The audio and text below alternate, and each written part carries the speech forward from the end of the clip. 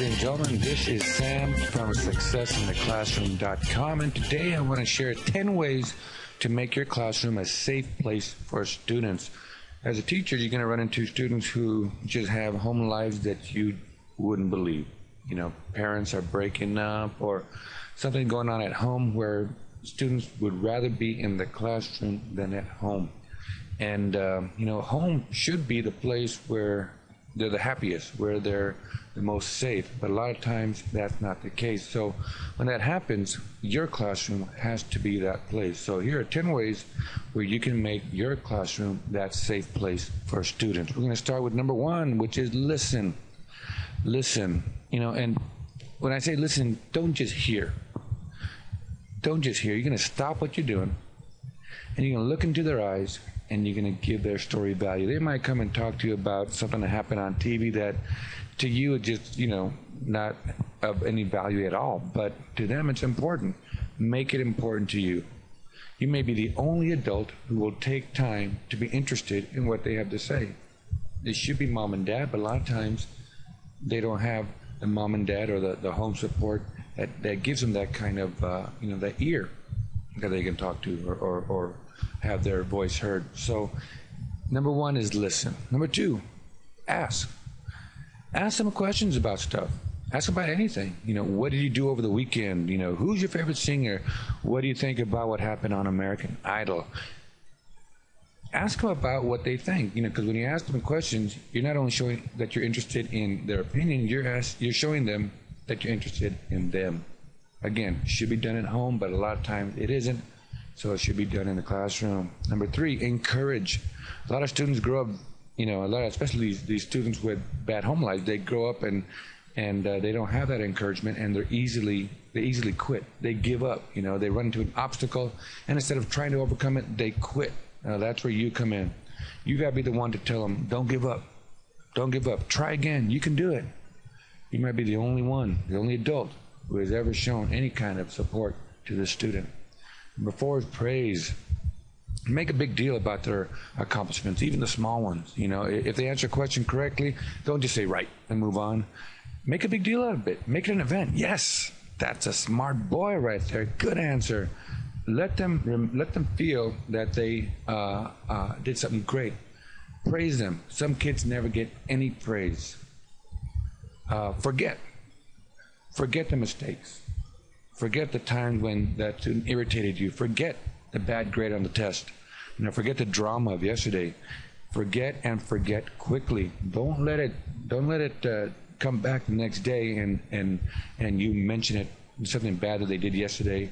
Mention it again today, because they don't want that. They want to know that they can make a mistake and they're going to be back to square one again the following day.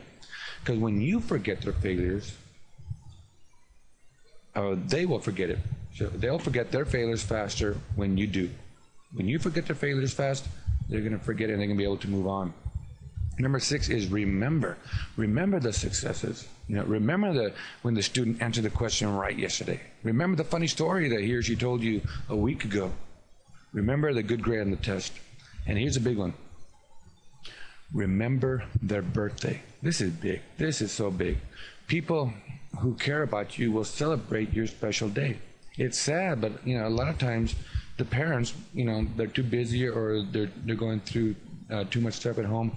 They'll totally forget about a student's birthday and they won't do anything. Well, let that be done in your classroom. Even when you say happy birthday, it's a big deal. So, but when you do tell them happy birthday, do this. Tell it while they're in class. Let other kids hear that it's their birthday. Or wait till they're in a crowded hallway and tell them, happy birthday. Watch what happened. That's so cool. That's so cool.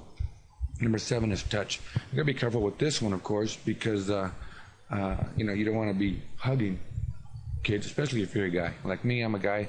I have a hard time with the hugs, because it's just socially unacceptable sometimes for a guy to hug a kid. Women have a little bit more freedom, but you can still give them a high five or a knuckle touch. Something about, I like giving pats on the back also, something about the physical contact that sends a message to the students that they are valued. You want to somehow connect with them physically. And again, you got to be careful, but you can do it because some students never get any hugs from their parents. Hard to believe, but it's true. It's true. And so that's why they come to school, to get that concern, that care that they don't get at home. Number 8 is smile. I have a hard time with this because I'm not a natural smiler, so I got to struggle and do it consciously. But it's so powerful. A smile tells a student that they are welcomed. A smile is a form of communication. It sends a message, and a message of approval. You are approved. When I smile at you because I like you, you are approved. And a smile from a teacher can be the only positive message that a student receives all day. So smile a lot. Number 9 is predict. What do you mean by that, Sam? Well, show the future to your students. Describe to them a future where they are successful and happy and making a difference in the world. For those students who are dealing with a stressful situation at home, remind them that the future is better than the present. Predict a future that's positive. A lot of time the kids are in this stressful situation. They think it's going to be like that forever. Remind them that it's not. Predict the future. Let them see the future through you, a positive future. Predict a positive future. You may be the only adult who does. And number 10, what else? This is where you come in. What would you add to this list? What word would you add to this list? I want to know. How would you make your classroom that safe place for students? If you have an idea, I want you to contact me. successintheclassroom.com. Go to the website, look for this post, upload your comment, give me an idea of what you would do to help make the classroom a safer place for the student. Now, teaching is so much more than just educating.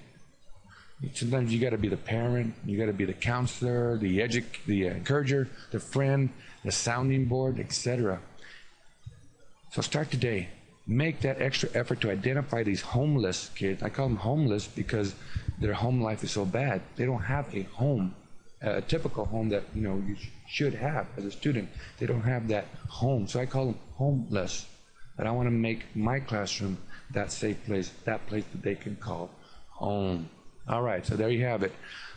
So start today, get that going, and identify those kids, find them, and let them know that in your classroom they can feel safe. So this is Sam from successintheclassroom.com. I'm wishing you more and more and more success in the classroom. All right, talk to you later. Bye-bye.